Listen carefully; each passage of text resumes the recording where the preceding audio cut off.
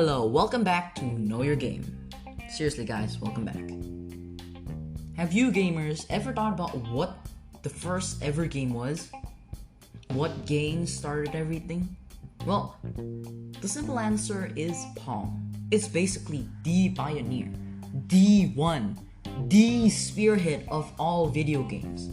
It's the one that first made video games popular, and it's the one that started the whole gaming industry. So, if you like playing games, this game is the one to thank for starting everything. Anyways, this episode is dedicated especially for this game and its importance to the gaming industry. Let's begin.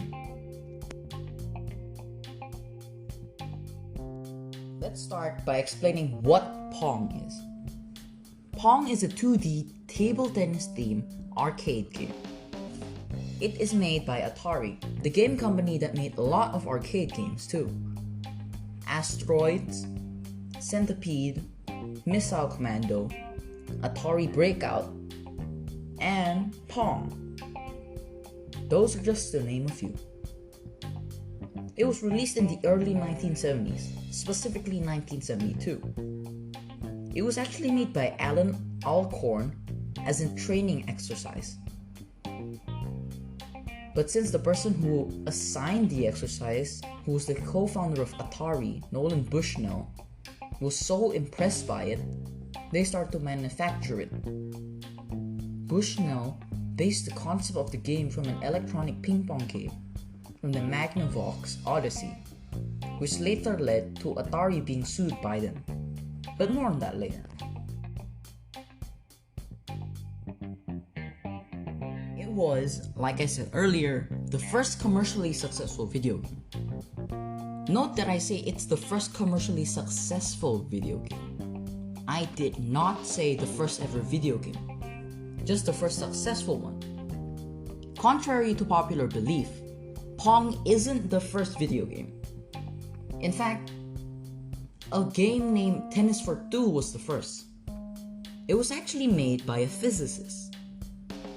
Now that was a fun little fact, but now we should continue. After the release of Pong, several companies start making games that were similar to it, clones you could say. Eventually, Atari's competitors stopped doing that and start making original ones, thus starting the rise of arcade games and video games. Pong is now a part of the permanent collection of the Smithsonian Institution in Washington, D.C., all because of its cultural impact. But of course, more on that later.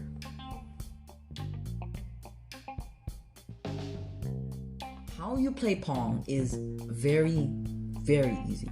And I bet that pretty much everyone listening to me right now has known something about Pong and its gameplay. So, I'll just keep it short on how to play. Basically, how you play is that you move a paddle with a controller and try to hit the moving ball. You can either play in one player mode or in two player mode. However, in the original version, you can only play in two players mode. The longer you play, the faster the ball moves. To reset the speed of the ball has to be missed.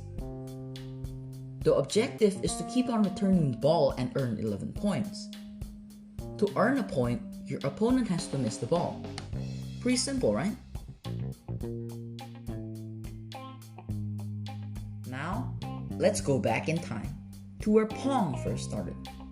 Like explained before, Alan Alcorn made this game as a trainer exercise. And then his employer started to manufacture it. But what I didn't tell you was that Alan, at the time, actually didn't know it was supposed to be a training exercise. Bushnell told him that it was a project. Anyways, after Alan Alcorn made the prototype of the game, Alan and Bushnell put it in a local bar named Andy Capp's Tavern to test it out. On the first night, Pong was really well. A lot of people started playing and its popularity just keeps on growing. people started to just go there just to play Pong. However, after a few days, the prototype started to malfunction. However, it was actually revealed that the cause of the problem was that the coin mechanism was overflowing with quarters.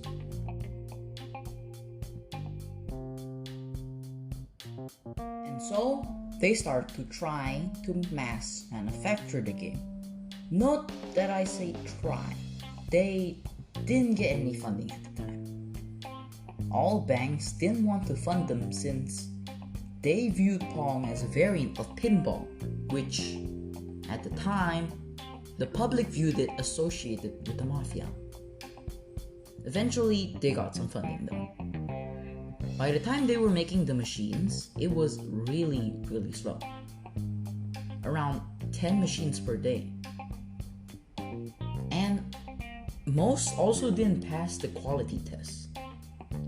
Fortunately, Atari streamlined the process and manufactured it a lot more.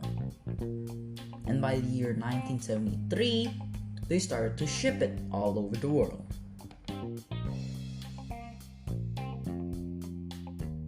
They later made Pong into a video game, which was supposed to be called Home Pong, but it was called Telegames. It was called that because Sears, the sports goods shop that launched it, branded it. When it launched, it became a huge hit.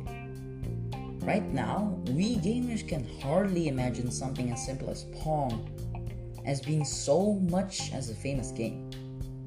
But during the olden times, they never really have anything like what we have. During the time of Pong, video games was also not that famous. They didn't know much.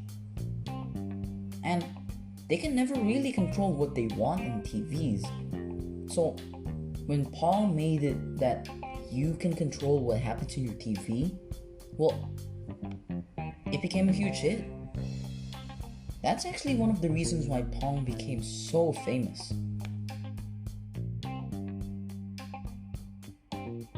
Now, time for the lawsuit part. Getting excited? Well, get ready.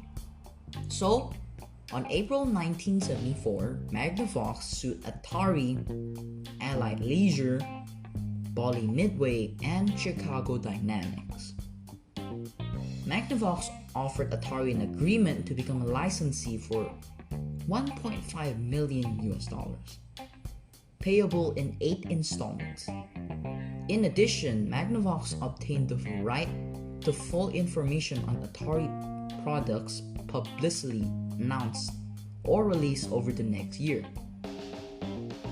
Magnavox later still pursued legal action against them, and the proceedings shortly started after Atari's settlement. Unfortunately, Atari lost.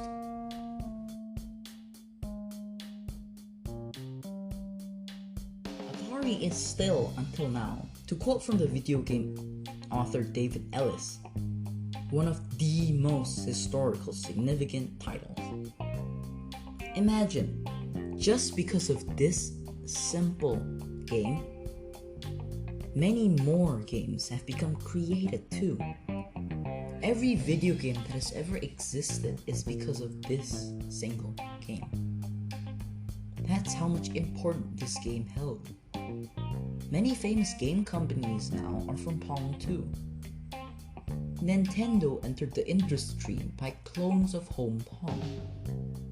Konami saw the success of Pong and decided to break into the market too, and released their first game, Maze, which later drove them to make many masterpieces of games. Imagine, without the creation of Pong, many game companies would never have existed in the first place. There might never have been a Zelda game if there wasn't any Pong. Can you imagine a world like that?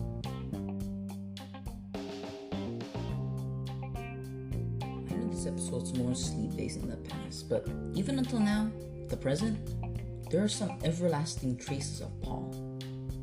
This masterpiece of a game will never be forgotten. I'll promise now. This episode was fun. Don't you guys thought so too? Anyways, if you like these kinds of videos, meaning me looking back at our past, the olden games, then comment about it. If you guys like it, then I'll make more of these kinds of videos. Like I said, give me suggestions on what I should do next too. If you did, and I thought it was good, then you'll get a guaranteed shout out in my next episode. Anyways, that's all for this episode. I hope you guys liked it, and, well, the past sure is fun.